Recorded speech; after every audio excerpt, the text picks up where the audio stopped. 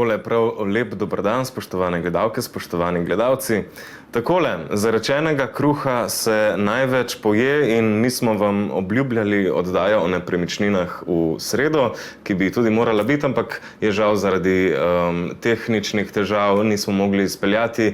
In tako je pri živi televiziji, še posebej, ko gre v živo, se zgodijo nepredvidene stvari. No, da ne bomo pa pri zarečenem kruhu in temu, kar se poje, bomo zdajle zagrizli v malce bolj resno tematiko. Z mano je ponovno tudi ta teden Matej Koren. Lepo pozdravljen. Živijo. Takole, danes se bova dotaknila nepremičnin in starejših. Po celi Sloveniji in po celi Evropi se prebivalstvo stara in s tem prihajamo v določene situacije, v katerih svet še ni bil. Imamo vedno več starejših, ki živijo v prevelikih nepremičninah, velikokrat pa so tudi sami. Imajo nizke prihodke, nizke pokojnine, tako da to je kar neka problematika, ne? Kot agent, kaj opažaš na terenu? Na terenu dostikrat srečam ljudi, ki živijo sami ali pa v paru, ki so starejši, pa v prevelikih nepremičninah, ki jim ta nepremičnina potem predstavlja breme, torej da jo morajo vzdrževati, da jo morajo pucati, da jo morajo greti. In tudi, če imaš veliko nepremičnino, če se na bloku recimo prenavlja fasada, moraš plačati večji delež. In potem taka nepremičnina ljudem, ki imajo nizke prihodke, predstavlja breme, ker ves znesek, ki ga dobijo s pokojnino, potem porabijo za nepremičnino. In namesto, da bi pač v tretjem življenjskem obdobju uživali v življenju, je v bistvu ta nepremičnina ratala njihova ječa, ne? Ker otroci so pa dostikrat šli v doma, ni več koliko bilo včasih, ko so pač ljudina ostajala doma na kmetijah, recimo, da so pomagali in je potem to šlo iz roda v rod. Zdaj pač imaš nepremičnino, pa se potem otroci selijo, tako kot mi dva obaže, ne? In greš naprej. Takole. Imaš kakšen primer, kjer so se odločili za prodajo hiše in selitev v manjše stanovanje? Na srečo imam in je tudi teh primerov vedno več. Sem rekel, da izpostavim par dobrih praks, oziroma par dobrih primerov, da ni to tak bav to narediti, da to ljudje že delajo. En primer sta v bistvu moja starša, ker smo se pred parimi leti že usedali, ker smo mi do sestro sva rekla, smo jim povedala, oziroma smo jim dala vedeti, da ne bomo prišla nazaj. Takrat sem še jaz začel delati, ona še študirala. In smo imeli pač preveliko hišo, klasična hiša, slovenska, 300 kvadratov, ki jo treba ogrevati in vzdrževati. In seveda pokojnine bodo pa na koncu manjše, ne? Nista še toliko stara, 50 pa 60 let, ampak smo rekli, v prihodnosti, ko bi zavrteli čas naprej 10-20 let, bi bilo sigurno treba zamenjati kakšno streho, fasado zamenjati, okna so takrat, ko so bila vgrajena, so bila seveda vrhunska, ampak danes niso več primerljiva s tistim, ki so troslojna, plastična, ki res držijo toploto, ne? Tako da smo bili toliko realni, da smo se zavedali, da v prihodnosti bi ta hiša postala breme, predvsem finančno in tudi časovno, da se moraš s tem ukvarjati. In je bilo malo lažje jih premakniti iz hiše, ki sta jo sama zgradila, v stanovanje, ker je oče vedno hotel biti v Ljubljani, ker je tudi Ljubljančan drugače, pa so nekako pristali v Kamniku. In smo se takrat odločili tako, da hišo prodamo in sta šla v novejše stanovanje, ki ima to zdaj dvigalo, parkirišče v garaži in naslednjih 20 let, pa vsaj 15 let recimo ne bo nobenih večjih prenov potrebno izvajati v stanovanju, ne? Kaj pa recimo, če se ne bi želeli, kako bi rekel, ločiti od stare hiše, kakšna je pa recimo tukaj možnost, da bi se pravi dali mogoče v oddajo, pa se sami preselijo v stanovanje? Več v bistvu reševanje, ta problem z nepremičninami, ki ga imajo starejši, se lahko rešuje na več načinov. En je ta, da pač enostavno prodaš, pa potem ta denar porabiš za novo stanovanje, oziroma novejše. Druga rešitev je pa tudi ta, tako kot si rekel, da se lahko nepremičnina oddaja. Tu ima eno stranko tukaj v Ljubljani, ki ima preveliko hišo, in jo je razdelila na 3 stanovanje, v enem sicer sama še živi, ostala 2 pa oddaja, ne? In s tem denarjem, zdaj, ko ima nek prihodek od nepremičnine, lahko ga ima zraven pokojnine in s tem potuje, uči se novega jezika, igra golf, je še pač aktivno preživlja ta pokoj, no? Se pravi, potem je nekako hišo bolje, mislim, tako kakšne so izkušnje na trgu, ali sploh grejo cele hiše v najem, ali je vseeno bolje razdeliti hišo na, se pravi, stanovanjsko hišo? Ja, največ delo. Spet je odvisno od tega, kje se hiša nahaja. Zdaj v Ljubljani se da tudi prodati celo hišo, ker pač enostavno družine iščejo večje nepremičnine, da pač vzgajajo noter otroke. V kakšni okolici recimo je pa mogoče malo težje prodajati nepremičnine, kakšne recimo izven Ljubljane, da greš eno uro tam v neko vas, tam so pač take nepremičnine malo zgubijo nekako ceno, no? Ker pač ljudje mladi seveda hočemo biti v centru oziroma v večjih mestih, starejši, ki pa tudi bi ostali recimo v periferiji, ker pač cenijo ta mir, naravo, pa take hiše enostavno ne potrebujejo. Tako da dosti se to zgodi, da take hiše enostavno kakšni podrejo, pa si naredijo manjši vikend oziroma manjši objekt, ki je potem primeren za dva. Recimo 100 kvadratov ali pa tudi niti ne 100 kvadratov, to, da je vse v eni etaži, da nimate stopnic, lahko potem zelo dobro. Tudi lažje za poznejše obdobje. Takole, malce se vrniva nazaj k starejšim. Govorila sva o navadnih stanovanjih, varovanih in oskrbovalnih. Kakšne so razlike med njimi? Ja, kot človek, kot tak starejši par ali pa pač gospa ali pa gospod prodajate neko nepremičnino, se treba pa vedno odločiti, kam naprej iti, ali v, tako kot se rekel, navadno stanovanje. Zdaj, to vsi poznamo, ta je primeren za nekoga, ki je še zelo aktiven, ki je še recimo tudi malo mlajši, ki še ne rabi neke oskrbe. Pa so pa tista varovana, oskrbovana, v bistvu je pa sopomenka. Včasih ljudje mislijo, da je kakšna razlika, ampak gre v bistvu za dokaj klasična stanovanja, ki pa so v enem delu prilagojena za starejše, v tem vidiku, da imajo širše hodnike, tako da če ima kdo voziček, da se lahko normalno tam vozi. Tudi v kopalnicah ni velikih pragov, tako da ni banj, da se lahko pač človek normalno pride noter.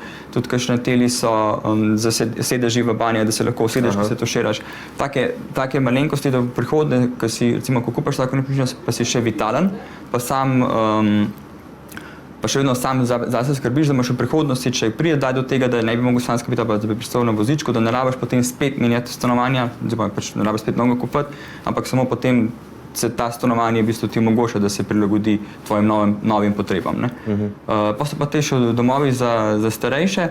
To je pa v bistvu, jaz bi tako opisal hotel, oziroma bolnica. Pač imaš od spodaj kakšno menzo, imaš nekega receptorja, imaš v bistvu osebje tam 24 ur, lahko noter živiš čisto samostojno, imaš tudi kuhno, pač imaš v bistvu apartma v hotelu, lahko pa, če pa potem rabiš več storitev oziroma neko pomoč, da ti kuhajo, dobro, restauracije imaš, da tudi skrbijo za tebe, da te recimo previjajo, da te pač obračajo, če priješ v tako stanje, da ne moreš več sam za sebe skrbeti, imaš pa tam v tem domu tudi osebje, ki lahko za te skrbi. Tako da sama izbira nepremičnine potem je v bistvu odvisna od tega, koliko si star, v katerem življenju obdobju se pa odločiš to narediti. Je to pri 60-ih, ki si še recimo mlad, pa vitalen, je to potem pri 80-ih, 90-ih, ki pa že rabiš neko pomoč. Zanimiv mi je primer iz Amerike, nekje sem pred kakšnim tednom prebral, da se je en gospod odločil, da bo živel v hotelu namesto v domu za starejše, ker je stroškovno ugotovil, da se mu bistveno bolj izplača hotel, ker ima zraven še bazen, pa fitness. So mogoče kakšni takšni primeri v Sloveniji, da so tele domovi za starejše tako konkretneje? Da bi imel vse te... Toliko teh domov ne poznam, nisem še to star kupil. Vem pa za objekt tukaj v Murglah, ki je gradil v bistvu Mijaks, so varovana stanovanja in je od spodaj v bistvu bazen, spa center, tako da imaš tisto že American style zadevo, da si pač v svojem stanovanju se oblečeš v plašči in greš v bazen. Tako da prihaja to po moje tudi k nam vedno več bo tega, ker pa tudi objekti so vedno dražji lahko, ker pač cene rastejo in ko enkrat priješ do neke cene, je ta bazen relativno pocen rata glede na to, koliko so draga stanovanja. Tako da po moje bo vedno več tega. No, takole, nekaj vprašanj bova prihranila še za drugi blok. Zdajle se za kratek čas seliva v oglase, tako da spoštovane gledalke in gledalci, ostanite z nami, pa čeprav so oglasi in gledamo se čez nekaj minut.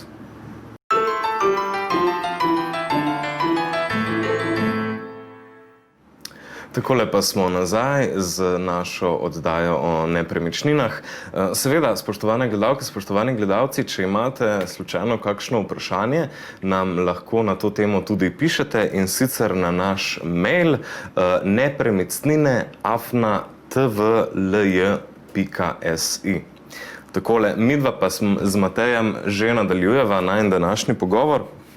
Takole, zanima me, a se ves denar od prodaje porabi za nakup nove nepremičnine, ali kako je s tem? So kakšne druge opcije? Ja, so kakšne druge opcije? So tudi kakšne druge opcije. Ja. Ljudi se odločajo za različne načine to reševati. Eni ves denar porabijo za potem nakup novega stanovanja, ker je spet odvisno od tega, kje imaš obstoječo nepremičnino, če je to bližje Ljubljani, ko so cene višje, ali pa pač neka okolica, pa greš potem proti centru. Nekateri se odločijo, da del denarja porabijo za stanovanje, pa en del recimo za nakup avtodoma. In potem z tistim avtodomom seveda potujejo po svetu. Eni se odločijo, da del denarja porabijo tako za nepremičnino, pa potem en del dajo otrokom, da si pač lažje začnejo ustvarjati svoje življenje oziroma pač kupijo svojo nepremičnino prvo. Nekateri pa tudi ta denar obdržijo na računu in potem s tem denarjem plačujejo recimo dom, ker ga mogoče otroci ne morejo sofinancirati, oziroma je njihova pokojnina sama ne zadošča, da bi si vsako mesec plačevali za dom. Tako da več je opcij. Na koncu pa pač point ta, oziroma cilj je to, da ti nepremičnina služi. Torej, da ti ni breme, ampak da ti služi, in tako kot rabimo mladi, da začnemo svoje gnezdo graditi, neko nepremičnino, kjer se ustališ, kot tudi starejši, potem, ko prideš v drugo obdobje, je pravilno, da zamenjaš nepremičnino, da ti potem ta nova nepremičnina spet ustreza temu tretjemu obdobju življenja. Da nimaš še dodatnih bremen. Tako, da ko se zjutraj zbudiš, da razmišljaš, kako boš užival dan, ne pa da imaš stara okna, pa jih moraš zamenjati, pa veš, da nimaš denarja za to, in potem ti v bistvu to začaran krog. Vse skupaj pa začne mogoče celo propadati in izgubljati na vrednosti. Velikokrat, tako. Sploh starejše hiše. Pa se starejši mogoče, imate kakšne starejše stranke, in me zanima tudi, na kakšen način jim pomagate z agencijo RCN? Najboljši način, da jim pomagamo, najprej se radi z njimi spoznamo, predvsem jim pa svetujemo, kaj lahko naredijo. Torej, da vidijo te možnosti, da ni vse samo, ker dostakrat imajo ljudje v glavi, da pač, če bodo zdaj prodali to stanovanje, da bodo mogli pa v dom, pa med starejše, ki so nebogljeni, pa vse okolje samo še čakanje na nek konec življenja, ampak da so še obstajajo druge možnosti, tako kot sem rekel, da se obstajajo pač stanovanja, v katerih si samostojen, ki ne pomeni, da priješ med ljudi, ki pač samo vidijo samo probleme in bolezni. In potem, ko pač je človek pripravljen na to, da se odloči za menjavo, mu seveda pomagamo pri iskanju te nove nepremičnine, kjer bo ustvaril svoj novi dom, pa potem pri prodaji njihove obstoječe nepremičnine, ker včasih tudi dosti težko najdeti kupca, tako da mi pač tukaj kot agencija jim pomagamo, svetujemo, se s kupci potem tudi pogovarjamo, pogajamo. In s prodajo in z nakupom nove. Tako da speljamo ta proces od obstoječe nepremičnine na novo. Super. Takole, prejle sva se malce pogovarjala, pa si mi omenil nek projekt Vida. Lahko kaj več poveš o tem? Enkrat sem jih zasledil čisto slučajno na Facebooku, Društvo Humanitarček je ravno začelo izpostavljati te probleme starejših, kako pač dostikrat živijo z majhnimi pokojninami, praktično životarijo vsak mesec, in ko sem bral tiste zgodbe, ki jih oni objavljajo, sem opazil v bistvu dve podobnosti v vseh teh zgodbah. Prvič, da pač tudi so nizke pokojnine, drugič pa, da tudi nepremičnine, v kateri živijo, da niso primerne, ker so velikokrat napisali, da živijo v starejših hišah, ki jih ne morejo ogrevati, ali pa v prevelikih stanovanjih, ki jih ne morejo vzdrževati. In bi že pač, pokojnine višati, to je pač del države, tako da s tem mi se pač ne moramo ukvarjati, ampak lahko pa vsak človek sam si pomaga s tem, da samo živi v primerni nepremičnini, ki mu bo, tako kot smo rekla, koristila, ne pa ga obremenjevala. Ja, takole bova šla kar naprej. Pripravili ste nam nekaj nepremičnin, danes jih bova predstavila. To so nepremičnine, ki so tudi primerne za starejše, ki bi se radi seveda izselili iz večjih stanovanj. Pa si kar poglejva. Režija, lepo prosim. Aha, recimo to je Gorenjska To je iz Radovljice. Aha. Tako, to je v bistvu prav en objekt, ki smo ga tudi naša agencija uspešno celega v bistvu prodali. Tukaj je pa eno stanovanje, ki ga je kupil, stranka ga je kupila, da ga oddaja. In to je recimo en lep primer objekta varovanih stanovanj, ki je prav namenjen torej za starejše. Prednost tega stanovanja je, dobro, pač eni iščejo tudi najem, ker bi radi tisti denar recimo ali predali potem otrokom, ali pa s tem denarjem raje uživali, ker mogoče kakšne stranke tudi nimajo recimo potomcev. Takih primerov je več tudi v tujini zaznavam, da se ločijo draga stanovanja, ki jih imajo recimo v centru večjih mest prodati, najemati za naslednjih 20-30 let in bo še vedno ogromno denarja jim ostalo za uživanje življenja. In tudi tukaj recimo pri tem stanovanju, ko začnemo najemnino, ko začnemo, koliko pride letna najemnina, pa če je človek živi še 50 let, pa mu bo še kar nekaj stanovanja, še kar nekaj denarja ostalo od prodaje svoje obstoječe nepremičnine. Tako da to je en primer, potem sem pa pripravil še par drugih stanovanj. To je v bistvu takoj vseljivo, ne? To je takoj vseljivo, tako. Pa na tudi zelo mirne lokacije sem videl tako malo gozdička okoli. Dobra zadeva je pa tudi, ker je pa zraven dom za starejše in imaš v tem objektu varovanih stanovanj možnost tudi koristiti storitve, ki jih ima ta dom. Tudi da lahko greš k njim tudi jesti, da si ne kuhaš doma, lahko ti tudi pomagajo potem, če bi rabo kakšno oskrbo, pridejo lahko tudi iz doma v bistvu osebje ti pomagati, ne. Tako da dokler si še pač čisto samostojen, lahko normalno živiš življenje, potuješ okoli, potem pa, ko rabiš neko pomoč, pa ne rabiš spet, kot se prej reka, menjati nepremičnine, ampak lahko avtomatsko samo pokličeš sosedno stavbo, pa ti pridejo pomagati. Super. V Šiško se seliva z naslednjo nepremičnino? To je pa v objektu Peca, tukaj na Litostrojski. Primer je eno dvosobno stanovanje, približno 60 kvadratov, ker dostakrat tudi opažamo, da ljudje, ki pridejo z nekih hiš, ki so navajeni ogromne kvadrature, potem grejo težko na 30 kvadratov garsonjera, tako da so taka stanovanja dvosobna, ki imajo posebej spalnico, pa približno na 60 kvadratih zelo primerna tudi za starejše. Ta objekt ima seveda pač dvigalo, lokacija je še vedno centralna, tako da je LPP, tudi do centra potem se da lepo normalno prideti, ne rabiš pa niti avta za to, ne. Tako da tudi ena zelo super varianta, talno ogretje, rekuperacija, tako da nizki stroški, pa spet novogradnja, tako da naslednjih 20 let praktično ne bo vzdrževanja. Nobenih skrbi, ne? Tako. Super. Režija, imamo še tretjo nepremičnino, ki je pa... Ta je pa, mislim, Vila Murgle. Aha, tako. Iz Murgel, aha. Tako. Ta je pa tudi, to je pa spet, pole je sicer malo, tukaj so malo dražje stanovanje noter. Tudi dizajn zgleda malo bolj... Tako, je kar vrhunska zadeva. Tukaj je pač ta nepremičnina je bila narejena za nek specifičen trg ljudi, oziroma za specifične kupce, to so recimo kakšni ljudje, ki imajo v Rožni dolini kakšne večje vile in potem jih prodajajo. In s tistim denarjem lahko potem kupiš stanovanje v Vili Murgle, pa ti še kar nekaj denarja ostane. Si pa pač recimo navajen življenja pač na malo večji kvadraturi, pa neki bolj ekskluzivni v ekskluzivnem objektu, ker ni prevelik, ni premajhen. Ti pa ponuja še vedno pač tisto centralno lokacijo Murgel, ki se recimo tudi dosti ljudi pride potem prav iz Murgel v ta objekt, ne, ker so tudi navajeni vse infrastrukture tako in okolja.